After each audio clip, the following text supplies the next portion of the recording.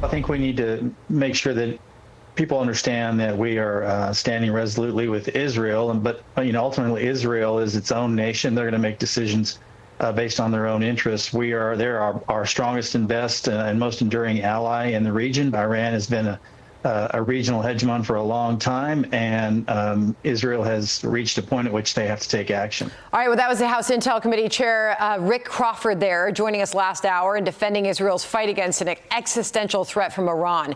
It follows another round of strikes from Iran overnight, targeting several buildings, including an Israeli hospital. Mike Sarraille is a retired Navy SEAL and host of Unsung Arlington on Fox Nation.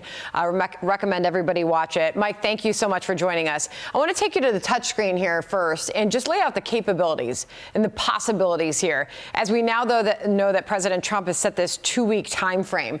This is a look at Iran's ballistic missile range, obviously putting Israel directly in its capable path here. But when you look at these outer rings, 3,000 kilometers, I mean, you're talking Italy, Germany are in the range currently for their ballistic missiles.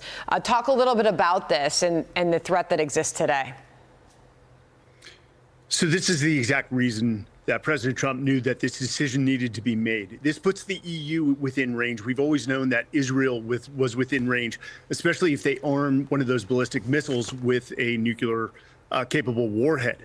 But we are at I'll say for President Trump, a historic moment that could define his presidency and not only change the geopolitical landscape of the Middle East, but the world. And so this decision needed to be made. And President Trump is not only showing just, let's say, strategic and tactical patience. He's absolutely demonstrating it, allowing Iran to chip away, not only at the military leaders, their military infrastructure, but allowing Israel to continue to conflict or inflict damage and chaos in Iran, waiting to see if a regime change is possible. I want to pop this up now. This is Iran's ballistic missile attacks, the ones that we have seen just over about a 5-day period going back to June 13th. The attacks targeting Israel. I believe it's 200, launched as many as 200 in 6 different barrages on June 13th.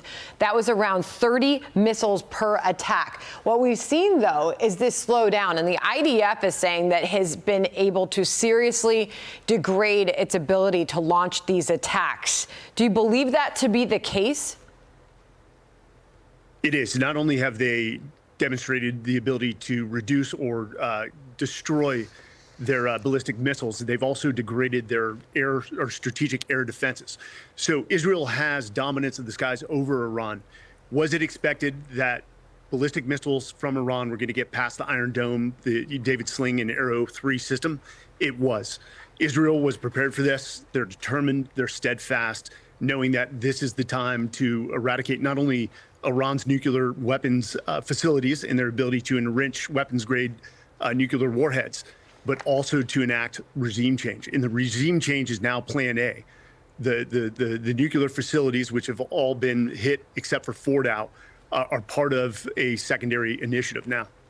Yeah, and this, just want to bring you to the end of the chart here, because Iran launched just a single ballistic missile yesterday, which looks like proves the point the IDF is making about degrading its capabilities here. I want to finish off with this and how quickly, Mike, please do weigh in on how quickly Iran could enrich uranium for a nuclear weapon.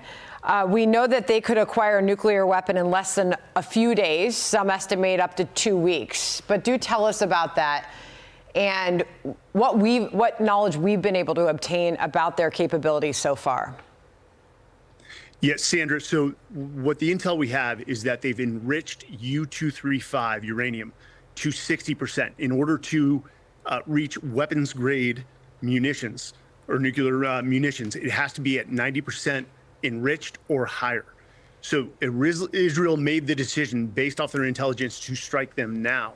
Now, I couldn't tell you how quickly they could get from 60 to 90%, but we can't wait to see if that happens. And that's why Fordow is in the crosshairs of the world right now, and whether Trump is going to make a decision to conduct a strike on Fordow and remove their capabilities completely from reaching 90% enriched uranium.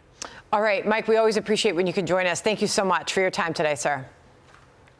Thanks, Sandra. Hey, Sean Hannity here. Hey, click here to subscribe to Fox News YouTube page and catch our hottest interviews and most compelling analysis. You will not get it anywhere else.